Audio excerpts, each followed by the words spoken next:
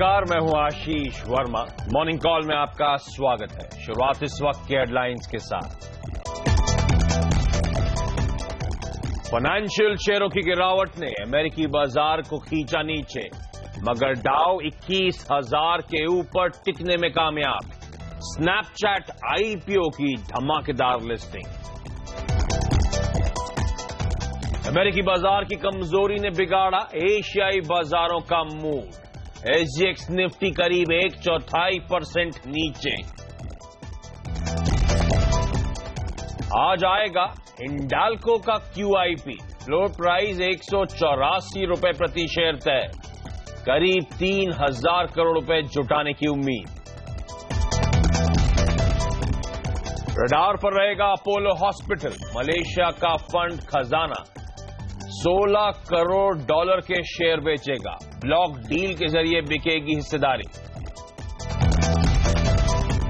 और जीएसटी से बढ़ेगा टैक्स का बोझ। अब अधिकतम 40% तक टैक्स लगा सकती है सरकार। ड्राफ्ट बिल में बदलाव कर अपने हाथ लिया अधिकार। और हफ्ते का आखिरी कारोबारी सत्र है आज, और एक्शन पैक्ड और बेहद वॉलेटाइल रहा ये पूरा हफ्ता।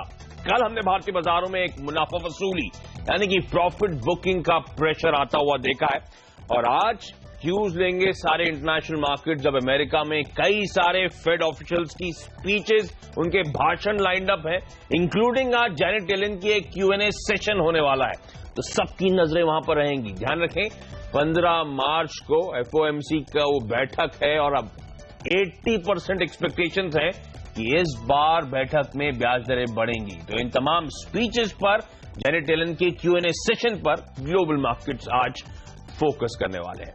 लेकिन आपकी स्क्रीन पर एसजीएक्स निफ्टी आएगा दबाव के साथ आज शुरुआत होने के इंडिकेशंस आते हुए। इनफैक्ट 50 पॉइंट नीचे, आधे % से ज्यादा की कमजोरी के साथ अब कामकाज होता हुआ।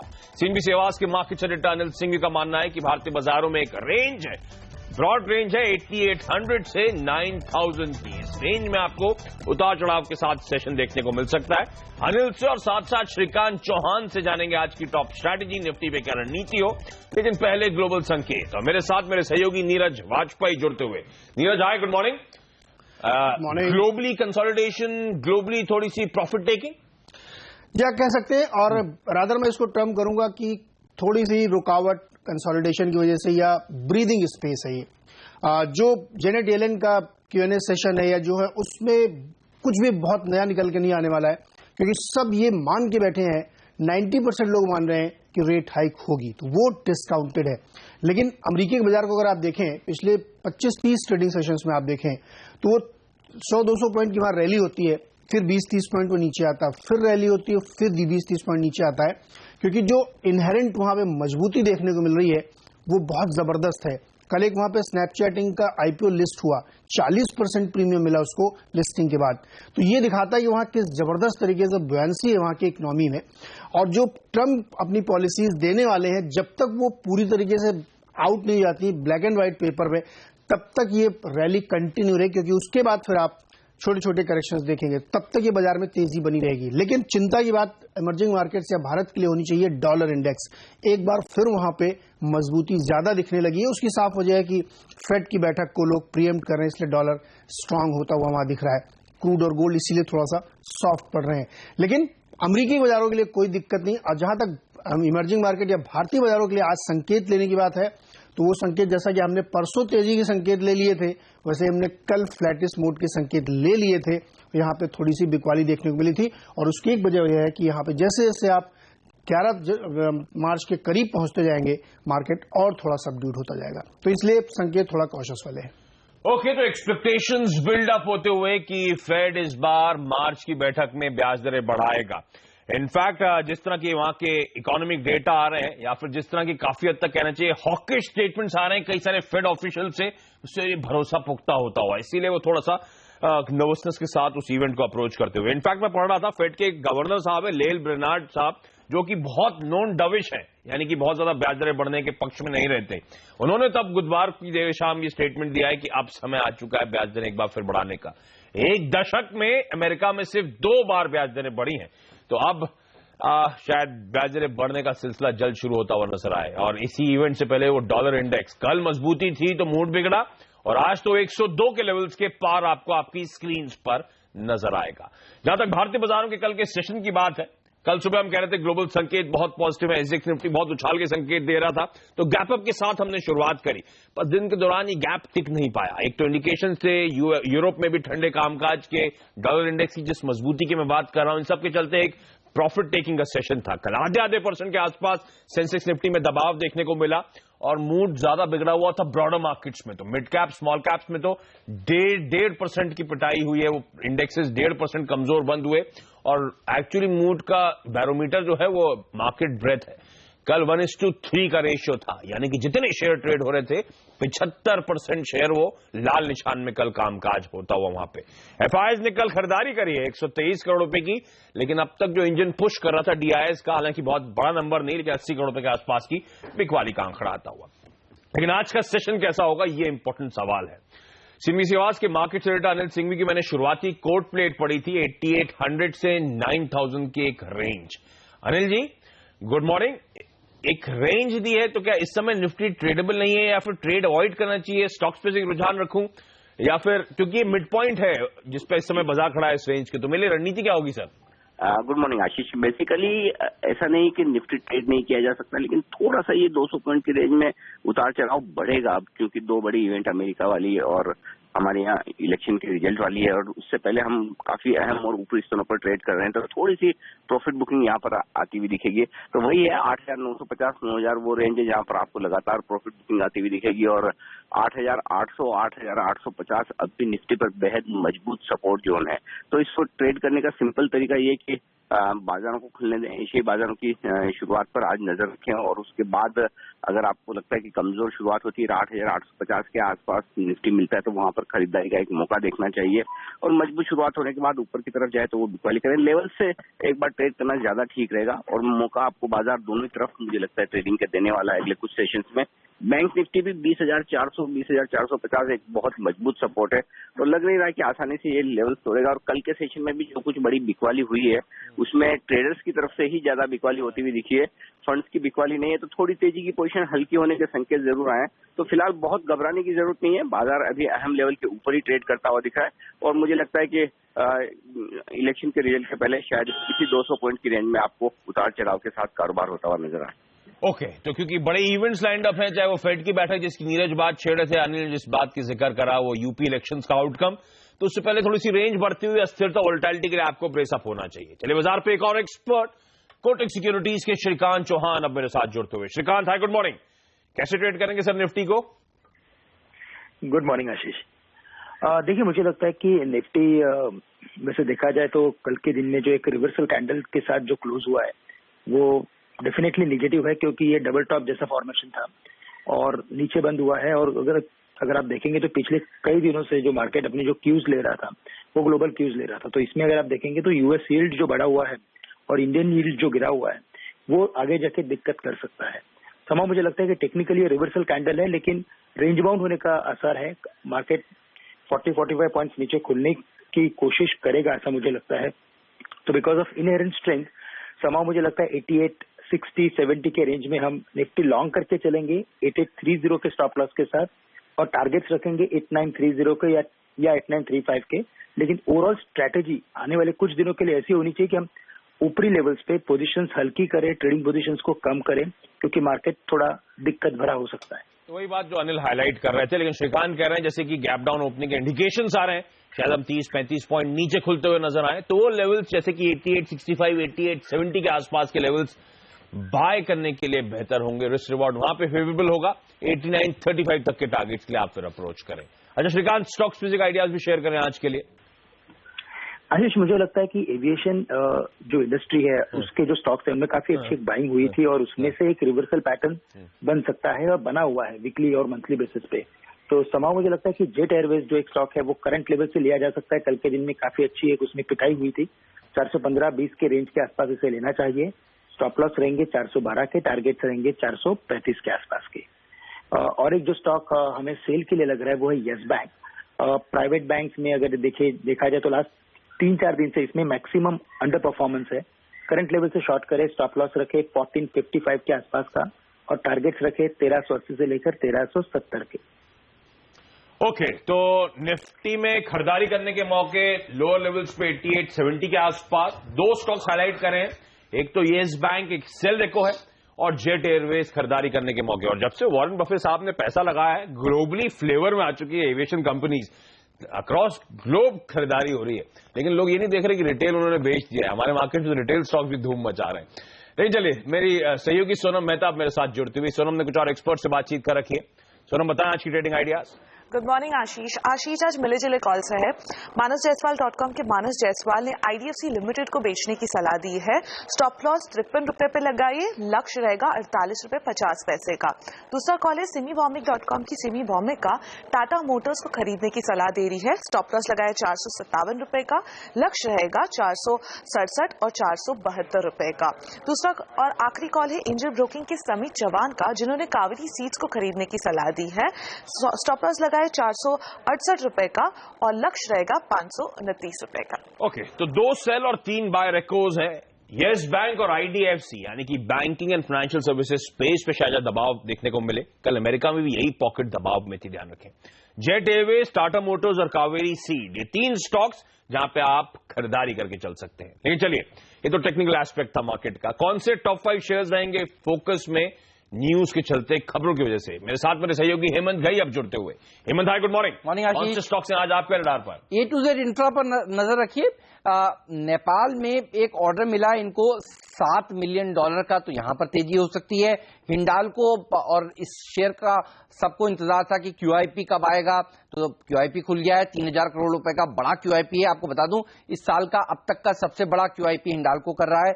और जो फ्लोर प्राइस है वो 184 रुपीज 45 पैसा रखी गई है।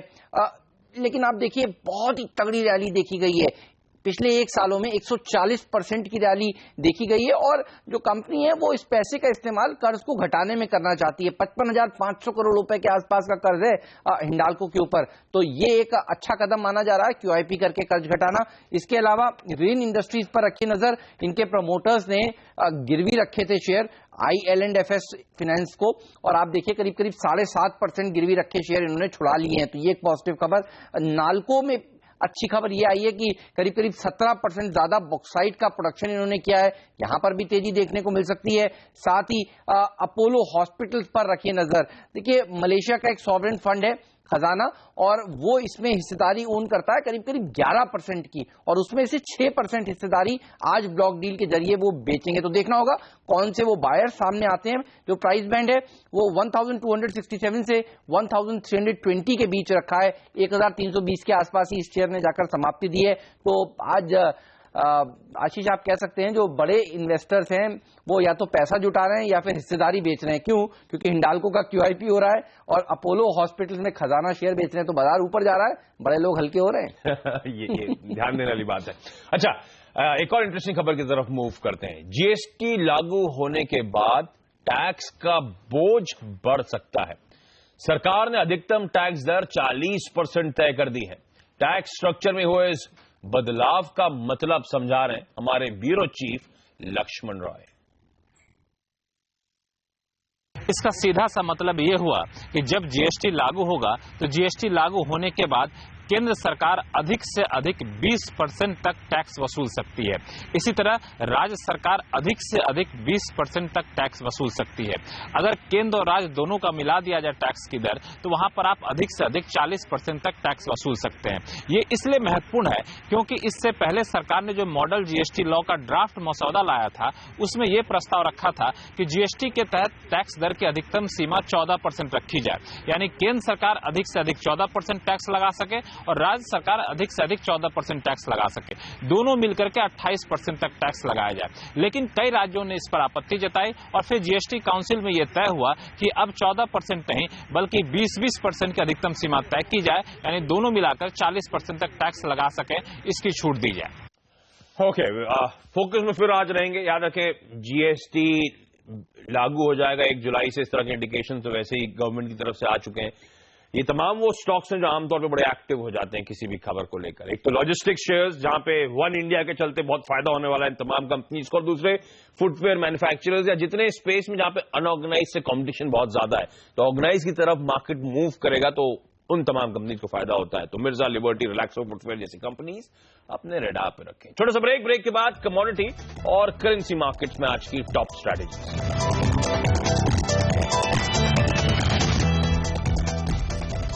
और अब बात करते हैं कमोडिटी और करेंसी मार्केट्स की।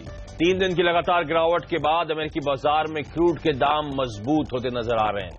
हालांकि फरवरी में रूस के क्रूड उत्पादन में बदलाव नहीं हुआ है, जिसका असर क्रूड के दाम पर पड़ा है। फिलहाल ब्रेंट क्रूड $55 के ऊपर कामकाज कर रहा है। वहीं इस महीने अमेरिकी फेड रिजर्व रेट बढ़ने की आशंका के चलते हमने देखा है सोने में नर्वसनेस के साथ कामकाज होता हुआ। आपकी स्क्रीन पर अभी भी हल्के दबाव के इंडिकेशन आते हुए। लेकिन चलिए आज का सेशन कैसा पैन आउट होगा। एंजल ब्रोकिंग के अनुज गुप्ता मेरे साथ जुड़ते हुए। अनुज जी, पहले तो सोना फोकस में 15 को ये FOMC मीट का आउटकम आना है, और मैं देख रहा था तमाम एक्सपेक्टेशंस हैं, 80% तक एक्सपेक्टेशंस हैं कि इस बार ब्याज दरें बढ़ना ऑलमोस्ट तय लग रहा है। स्टेटमेंट्स भी ऐसे ही आ रहे हैं फेड ऑफिशियल्स के। क्या करूं सोने पर सर, पिटाई तगड़ी होने वाली है क्या? Good morning Ashish ji. मुझे लगता है कि जो हमने भी ट्रम्प की स्पीच देखी है 2 दिन पहले, और जो फेड की मीटिंग्स आउटकम निकल कर आ रहे हैं कि एक्सपेक्टेशन है कि उन्हें इंटरेस्ट रेट बढ़ सकते हैं, तो कहीं ना कहीं हमें लगता है कि गोल्ड के भाव में गिरावट देखने को मिलेगी। हमने देखा भी है पिछले 2 दिनों में गोल्ड में भाव नीचे आते हुए दिखाई दिए हैं। मुझे लगता है कि गोल्ड में थोड़ा सा प्रेशर अभी बन सकता है। तो गोल्ड बेच के चलने के मौके ढूंढे 29,200 के टारगेट्स के लिए। अच्छा, कच्चा तेल सर, एक तरफ बुलिश आर्गुमेंट यह आता है कि ओपेक जो प्रोडक्शन कट कर रहा है वो एकदम पटरी पर है साहब। दूसरी तरफ जो बेरिश आर्गुमेंट आता है कि अमेरिका में स्टॉक पाइल जो है रिकॉर्ड उच्चतम स्तरों पर है। ऐसे में रणनीति क्या हो मेरी सर, करना क्या है कच्चे तेल में? डायरेक्शनल कॉल क्या ले रहे हैं, और आज ट्रेड के लिए कैसा सेटअप है? देखिए, दोनों ही साइड की जो फंडामेंटल न्यूज है उसमें अगर हम देखें तो एक न्यूज पोजिशनल तौर पर है जिसमें प्रोडक्शन कट की बात है। तो पोजिशनल तौर पर अगर किसी को ट्रेड करना है तो बाय ऑन डिप्स करके चले, मगर अगर किसी को इंट्राडे पॉइंट ऑफ व्यू से ट्रेड करना है तो मुझे लगता है कि बिकवाली कर सकते हैं। नीचे हम अगर टारगेट देखें तो $3500 तक में कहीं ना कहीं $52 तक लेवल देखने को मिल सकते हैं। हालांकि प्रोडक्शन कट वाला जो न्यूज है वो थोड़ा लॉन्ग टर्म पर्सपेक्टिव से है। तो मुझे लगता है कि अगर किसी को ट्रेड करना है पोजिशनल तौर पर तो बाय करना चाहिए। शॉर्ट इंट्राडे में मुझे लगता है कि इंट्राडे में बिकवाली करके चल सकते हैं। ओके, इंट्राडे में बेच के चले, सोने को भी बिकवाली करने के मौके ढूंढे। और रुपया सर, अब तो डॉलर इंडेक्स 102 के पार कामकाज कर रहा है, लगातार वो मजबूती आ रही है। इस इवेंट से पहले रुपया कैसा कामकाज करेगा, कितना दबाव मैं एक्सपेक्ट करूं इंडिया में? देखिए, मुझे लगता है कि इंडियन रुपीज में डेप्रिसिएशन देखने को मिल सकता है। कुछ फंडामेंटल न्यूज में नेगेटिव आती हुई दिखाई दे रही है, और साथ में डॉलर इंडेक्स भी ऊपर आता हुआ दिखाई दे रहा है। तो मुझे लगता है कि आज इंडियन रुपीज में एक डेप्रिसिएशन देखने को मिल सकता है, और इसको बाय करके चलना चाहिए। ऊपर टारगेट करीबन 67.1020 तक देखने को मिल सकता है। ओके अनुज जी, चलिए आपका बहुत बहुत धन्यवाद। तो सोना बेचने के मौके ढूंढने, उस अहम इवेंट से पहले कमजोरी कंटिन्यू होती हुई शायद नजर आए। 29,200 के टारगेट्स। कच्चे तेल में भी इंट्राडे के लिहाज से बिकवाली करने के ही मौके ढूंढने चाहिए, और वहां पे 3,500 तक के टारगेट्स लिए अप्रोच करें। और क्योंकि डॉलर मजबूत हो रहा है लगातार, रुपया आज कमजोर होगा, डिप्रिसिएशन देखने को मिलेगा, तो रुपया खरीदे 67.10 के लक्ष्य के लिए। अभी एक छोटा सा ब्रेक के बाद आज का इवेंट्स कैलेंडर और साथ साथ एक क्विक मार्केट चेक।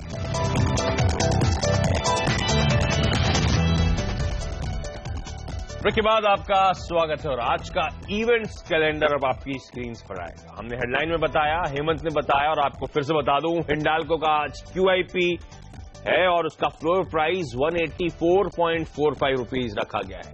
दीपक नाइट्राइट की आज बोर्ड बैठक है, QIP प्राइसिंग तय करी जाएगी। कल आपको याद होगा स्टॉक एक्टिव था, 5-6% का उछाल। रुचिरा पेपर्स कन्वर्टेबल वारंट जारी करने पर विचार करेगा इस कंपनी का बोर्ड। इसके अलावा माल्या के लोन डिफॉल्ट मामले में सुप्रीम कोर्ट में सुनवाई आज होनी है। कार लॉन्च लैम्बोर्गिनी का होना है, एक सुपर कार एवेंटाडोर S, जिसकी कीमत है 5.5 करोड़ रुपए। और साथ साथ मारुति की बेलेनो RS का भी लॉन्च होना है, जिसकी कीमत है 8 लाख रुपए। क्विकली कुछ ब्रोकरेजेस आपकी स्क्रीन पर आएंगी। भारतीय इंफ्राटेल, इस पर CLSA की रिपोर्ट आई है, जहां पे रेटिंग आउट परफॉर्म से बढ़ाकर बाय की कर दी है, यानी कि ये स्टॉक उन्हें और पसंद आने लगा है। 356 रुपए का लक्ष्य यहां पे रखा है।